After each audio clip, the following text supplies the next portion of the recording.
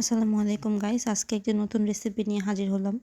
আজকে আমরা গরুর চর্বি ও আলু দিয়ে একটি সুন্দর রেসিপি তৈরি করে আপনাদের দেখাবো। আমি এখানে গরুর চর্বি 250 গ্রামের মতো নিয়েছি এবং এগুলোকে কিউব করে কেটে নিলাম প্রথমে। তারপর আমরা ব্যবহার করব আলু।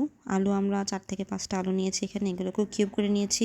মশলাতে আমি নিয়েছি 2টি পেঁয়াজ, আদা বাটা, রসুন আদা থেতলো করে, শুকনো মরিচ চিড়ে নিয়েছি, 4-5টা তেজপাতা, 4-5টা লবঙ্গ, 2 টেবিল স্পুন তেল।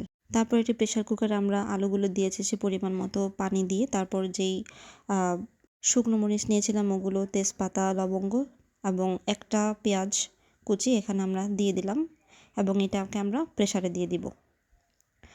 প্রেসারে দেওয়ার পর 4-5টা সিটি দেওয়ার পরেই আমরা এটাকে নামিয়ে রাখব।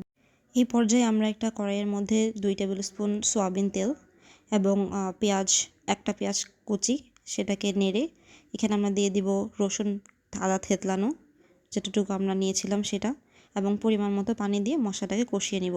এবং এটা বাদামি কালার হয়ে আসলে আদা বাটা দিয়ে দিব এবং ধনিয়ার গুঁড়া দিয়ে দিব, 4-5টা এলাচ এবং জিরা আমরা বেটে সেটা দিয়ে দিব এবং মশলাটাকে এই পর্যায়ে কষিয়ে নিতে হবে। স্বাদ মতো লবণ দিবেন এবং এখানে যে চর্বিগুলোকে কেটে রেখেছিলাম সেটা দিয়ে কিছু পানি দিব এবং এটাকে কষিয়ে নিয়ে আমরা অপেক্ষা করব। তারপর এটার একটু কালার আসার জন্য আমরা এখানে শুকনো মরিচ গুঁড়া দিয়ে দিব এবং এটাকে কিছুক্ষণ আমরা ঢেকে দিয়ে কষাবো। এ পর্যায়ে আমরা হলুদ দিব 1 টেবিল স্পুন। হলুদটা পরে দেওয়ার চেষ্টা করবেন, কারণ আগে দিলে দেখা যাবে হলুদ পুড়ে যাবে এবং স্বাদটা ভালো লাগবে না দেখতে বা খেতে।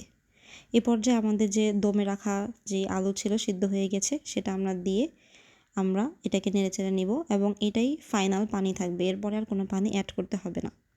এই তো খুব সহজেই আপনারা উপকরণ দিয়ে এই রান্নাটি তৈরি করতে পারবেন এবং সব শেষে জিরা গুঁড়া উপরে ছিটিয়ে দিয়ে পরিবেশন করুন। ধন্যবাদ।